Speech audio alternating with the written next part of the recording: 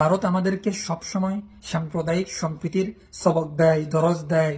এমনকি সাম্প্রতিক সময় আমাদের জাতিসত্তার উপর ভারত সংখ্যালঘু নির্যাতনের মতো জঘন্য অপবাদও দিচ্ছে। দেখেন, 47-এ যখন ভারত রাষ্ট্রটার জন্ম হয়, তারপর থেকে তাদের দেশে ক্ষণে ক্ষণে বিভিন্ন সময়তে সংখ্যালঘু জনগোষ্ঠীদের উপর বৈষম্যমূলক আচরণ করা হয়েছে এবং সংখ্যালঘু জনগোষ্ঠীদের বিরুদ্ধে বিভিন্ন মিথ্যা ট্যাগ লাগিয়ে তাদেরকে নির্মম নির্যাতন করা হয়েছে।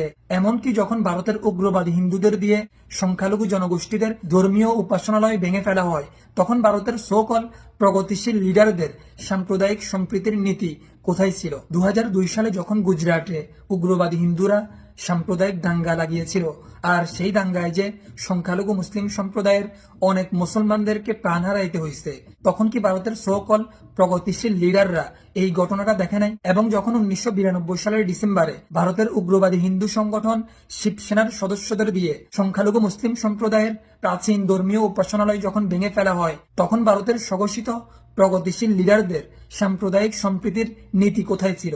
যখন মণিপুরে, গুজরাটে, ভারতের উত্তরপ্রদেশে সংখ্যায় কম থাকা শিখ, মুসলিম সহ অন্যান্য জাতিগোষ্ঠীদের উপর উগ্রবাদী হিন্দুরা নির্মম নির্যাতন চালাইছে, তখন ভারতের সোকল সুশীলরা কোথায় ছিল?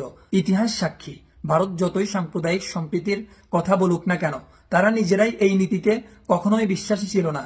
কারণ তাদের দেশের সংখ্যালঘুরা বছরের পর বছর ধরে উগ্রবাদী হিন্দুদের দ্বারাই নির্মম নির্যাতন, নিপীড়নের শিকার হয়ে আসতেছে।